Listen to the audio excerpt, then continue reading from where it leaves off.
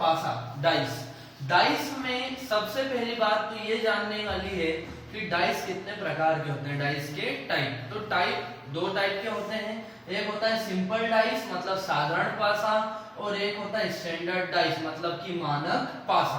तो दोस्तों दो प्रकार के पासे होते हैं, साधारण पासा और मानक पासा। अब इनकी पहचान कैसे करना, बहुत ही सिंपल पहचान है। यदि डाइस के किन्हीं भी दो सतहों का योग, किन्हीं भी दो सतहों का योग यदि 7 के बराबर हो जाए तो वो होगा सिंपल डाइस। जैसे कि आपने देखा 4 और 5 को जोड़ा 9, 5 और 3 को जोड़ा 8, लेकिन जैसे ही आपने 4 और 3 को जोड़ा तो ये हो गया दोस्तों 7। तो बस ये सिंपल सी पहचान है कि किन्हीं भी दो सतहों का योग यदि 7 के बराबर हो जाए तो वो होगा साधारण पासा, और कभी भी दो सतहों का योग 7 के बराबर नहीं हो तो वो होगा मानक पासा। जैसे 6 और 5 को जोड़ा 11, 5 और 3 को जोड़ा 8, 6 और 3 को जोड़ा 9, मतलब कभी भी वैल्यू 7 के इक्वल नहीं होगी, हमेशा क्या होगी, नॉट इक्वल टू 7। सिंपल सी डेफिनेशन, किन्हीं भी दो सतहों का योग 7 के बराबर हो जाए सिंपल पासा, साधारण पासा है, और कभी भी 7 के बराबर नहीं हो तो वो है मानक पासा। ये पहचानना कब जरूरी है, यह पहचानना तब जरूरी है जब पेपर में अकेला पासा आता है, क्योंकि अकेला पासा यदि वो सिंपल पासा आया तो सिंपल पासे में एक बात याद रख लीजिए, सिंपल पासे में कभी भी विपरीत नहीं बताया जा सकता। विपरीत ही पूछता है पेपर में, तो सिंपल पासे में कभी विपरीत नहीं बता सकते। आपसे पूछा 4 का अपोजिट क्या है, कैन नॉट बी डिटरमाइंड, तय नहीं कर सकते। आपसे पूछा 3 का विपरीत क्या है, तो भी तय नहीं कर सकते। आपसे पूछा 5 का विपरीत क्या है, तो भी तय नहीं कर सकते। मतलब साधारण पासे विपरीत नहीं बता सकते। लेकिन अगर वो स्टैंडर्ड डाइस है, मानक पासा है, तो मानक पासे की क्या पहचान है, 7 के बराबर नहीं रहेगा तो 7 में से घटा के आप सारे विपरीत बता सकते हो। आपसे पूछा 6 का विपरीत क्या है, तो 1, 3 का विपरीत क्या है, तो 4, 5 का विपरीत क्या है, तो 2, 7 में से घटा के बता दो। पेपर में ये क्वेश्चन भी आता है कि जो एक मतलब आप जो गेम्स में मतलब खेलने के लिए जो पासा इस्तेमाल करते हैं वो कौन सा होता है, तो वो होता है हमेशा स्टैंडर्ड डाइस, मानक पासा होता है दोस्तों। क्यों, क्योंकि यदि ऊपरी सतह पे 6 है तो जो सतह जमीन पे टच है, जो सरफेस उसका लैंड टच है, वहां पर विपरीत हमेशा 7 में से घटा के आप बता सकते हो। जैसे ऊपरी सतह पे 6 है तो निचली सतह पे 1 होगा, ऊपरी सतह पे 3 है तो निचली सतह पे 4 होगा, 7 में से घटा के आप विपरीत बता सकते हैं। एक सिंपल चीज हो गई। अब पासे अगर एक से ज्यादा आ जाए तो आपको पासे के रूल्स याद होना चाहिए, नियम याद होने चाहिए। तो पहला नियम दोस्तों, रूल नंबर 1 में आपको बता देता हूं। रूल फर्स्ट है आपका, क्या नियम है पहला नियम हो कि यदि डाइस का एक नंबर समान हो और उसकी प्लेस या पोजीशन भी समान हो। ये देखिए दोस्तों, दो पासे आए आपके सामने और देखो ये हमारा रूल भी बना रहे, कौन सा एक नंबर समान है, कौन सा एक नंबर कॉमन है, 3 कॉमन है 3, और वो सेम सरफेस पे है, एक जैसी सतह पे आ रहा, तो बस आपको ये पता लग गया कि रूल नंबर फर्स्ट लग रहा। तो अगर इसमें विपरीत पूछे तो जो जिसकी सतह पे है, जो जिसके सरफेस पे होगा वही उसका विपरीत होगा। यदि आपसे पूछा 5 का विपरीत क्या है, तो 5 का विपरीत हो जाएगा 4, और 4 का विपरीत पूछे तो 5। यदि आपसे पूछा 2 का विपरीत क्या है, तो 2 का विपरीत, सॉरी दोस्तों 6 आ गया, 2 का विपरीत हो जाएगा 6 और 6 का विपरीत हो जाएगा 2। 2 का विपरीत क्या हो जाएगा 6 और 6 का विपरीत हो जाएगा 2। और यदि 3 का विपरीत पूछे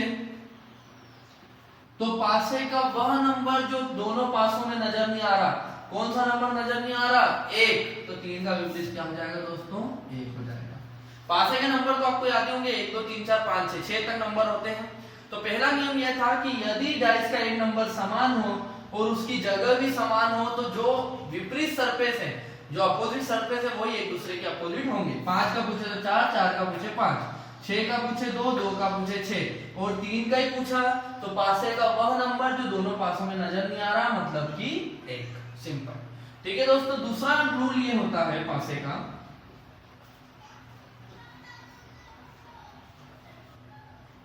यदि पासे का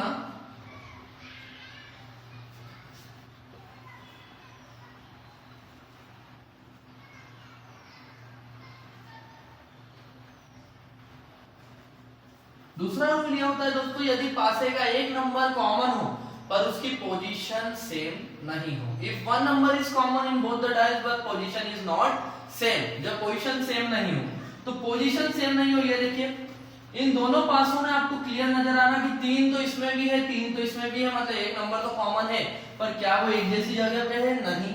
यहाँ फ्रंट पे दिख रहा हो या टॉप पे दिख रहा है, मतलब कि उनकी पोजीशन सेम नहीं है। तो जब इस तरह का क्वेश्चन आता है तो उसे कैसे सॉल्व करोगे? जो नंबर आपको कॉमन नजर आ रहा, कौन सा नंबर कॉमन दिख रहा? 3, तो उसको लिख दो सेंटर में, बीच में लिख दो उसे, और उसी नंबर से दोनों पासों को घड़ी की दिशा में घुमा दो। 3 की घड़ी की दिशा में क्या आ रहा? 5, और 5 की घड़ी की दिशा में क्या आ रहा? 6। 3 की घड़ी की दिशा में क्या आ रहा? 5, 5 की घड़ी की दिशा में क्या आ रहा? 6। फिर वापस से उसी नंबर पे जाइए जो नंबर समान है, कॉमन है। कौन सा? 3। बस, तो 3 की घड़ी की दिशा में क्या आ रहा? 2, और 2 की घड़ी की दिशा में क्या आ रहा? 4। 3 की घड़ी की दिशा में क्या आ रहा? 2, और 2 की घड़ी की दिशा में आ रहा है 4। इसको इस तरह आप सॉल्व कर सकते हैं। तो अब आपसे पूछा 4 का विपरीत क्या है? तो 6। 6 का विपरीत पूछे तो 4। 5 का विपरीत पूछे तो 2, 2 का विपरीत पूछे तो 5, और यदि 3 का ही विपरीत पूछा तो पासे का वह नंबर जो दोनों में नजर नहीं आ रहा, कौन सा नंबर नजर नहीं आ रहा है दोस्तों आपको? वो है 1। तो 3 का विपरीत क्या हो जाएगा? 1। आप इसको इस तरह भी सॉल्व कर सकते हो कि जो नंबर आपको कॉमन नजर आ रहा, कौन सा नंबर कॉमन नजर आ रहा? 3, तो उसको इस तरह 2 बार लिख दीजिए। जो नंबर आपको नजर आ रहा 3 आ रहा है, उसको लिख दीजिए, और 3 की घड़ी की दिशा में क्या आ रहा? 5, और 5 की घड़ी की दिशा में क्या आ रहा? 6। इस तरह लिख दीजिए। फिर वापस उसी नंबर से चले जाइए, 3 की घड़ी की दिशा में क्या आ रहा? 2, और 2 की घड़ी की दिशा में क्या आ रहा? 4। यहाँ भी आप आंसर सेम रहेंगे, कोई फर्क नहीं पड़ेगा, और सीक्वेंस से भी कोई फर्क नहीं पड़ेगा। मतलब आप पहले इस पासे को भी सॉल्व कर सकते हो, बाद में इस पासे को भी सॉल्व कर सकते हो, कोई सीक्वेंस से फर्क नहीं पड़ेगा। देखो दोस्तों, अभी भी आंसर चेंज नहीं हुए। 5 का विपरीत अभी भी 2 है, 2 का विपरीत 5 है, 6 का विपरीत 4 है, 4 का विपरीत 6 है। सिंपल। तो ये जब एक नंबर कॉमन हो तो पहले रूल आपको क्या याद रखना है? समान होना चाहिए, पोजीशन भी सेम होना, तो वो तो डायरेक्ट ही सॉल्व हो जाएगा, जो जिसकी सतह पे वो उसका विपरीत। और अगर नहीं हो तो इस तरह आपको सॉल्व करना पड़ेगा। कैसे?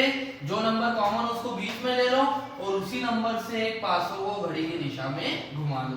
तो ये दोनों तरीके से आप सॉल्व इन क्वेश्चन को कर सकते हैं। तीसरा रूल, थर्ड रूल क्या है दोस्तों?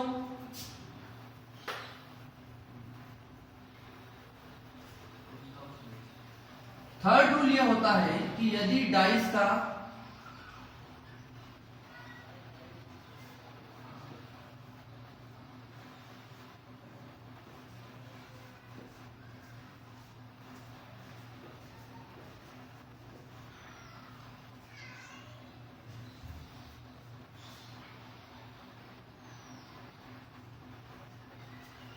थर्ड रूल दोस्तों आपका तीसरा नियम होता है यदि पासे के दो नंबर समान हो।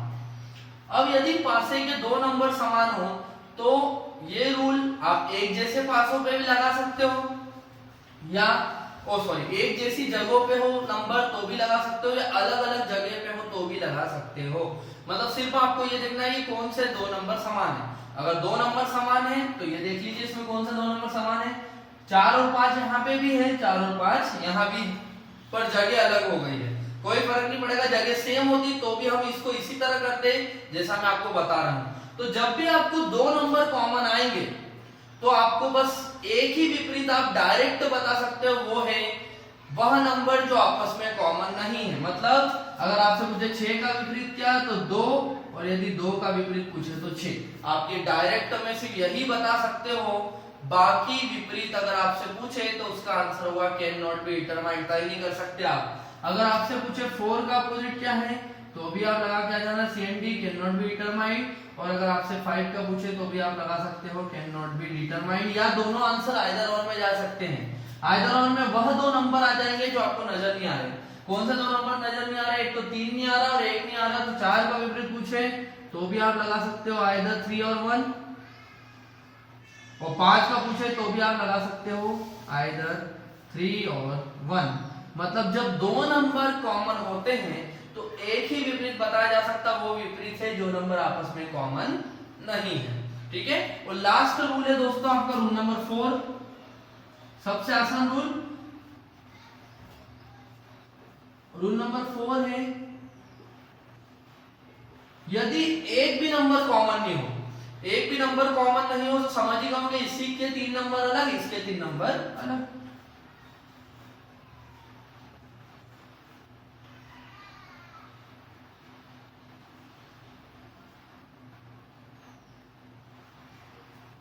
देखो इस पहले वाले पासे के नंबर है 1, 6 और 5 और इसके नंबर है 2, 4 और 3। तो ये है नो नंबर इज कॉमन, एक भी नंबर कॉमन नहीं है। तो जब एक भी नंबर कॉमन नहीं होता, ये सबसे इजी क्वेश्चन है, जो जिसकी सतह पे है वो उसका विपरीत। 6 का विपरीत पूछे तो 4, 4 का विपरीत पूछे तो 6, 5 का विपरीत पूछे तो 3, 3 का विपरीत पूछे तो 5 और 1 का विपरीत पूछे तो 2 और 2 का विपरीत पूछे तो 1।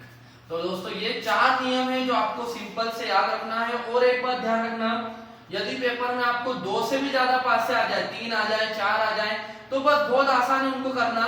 किन्हीं भी 2 पासे को देख लीजिए जिसमें फर्स्ट रूल लग रहा, ढूंढिए, आपको पासे ढूंढना होंगे कि कौन से 2 पासे जिनमें पहला नियम लग रहा। अगर वो नहीं मिले तो फिर दूसरा किस में लग रहा, दूसरा भी नहीं मिले तो फिर तीसरा किस में लग रहा, और तीसरा भी नहीं मिले तो चौथा लगेगा ही, एक भी नंबर कॉमन नहीं होगा, हो सकता है। तो आपको बस किन्हीं भी 2 पासों को लेके उनको सॉल्व कर देना है, आपके आंसर इजीली और करेक्ट आएंगे हमेशा। ठीक है दोस्तों, अब इसमें जो एक चीज बची हुई है वो है ओपन डाइस। ओपन डाइस के लिए मैं एक नया वीडियो लाऊंगा, उसमें मैं आपको डीप में ओपन डाइस भी बताऊंगा। इसे क्लोज्ड डाइस बोलते हैं दोस्तों, बंद पासा। जब आपको 3 ही सतह नजर आए तो ये बंद पासा होती है, क्योंकि पासे की खासियत आपको पता होगी, 6 सतह होती है तो हमें 3 नजर आती है।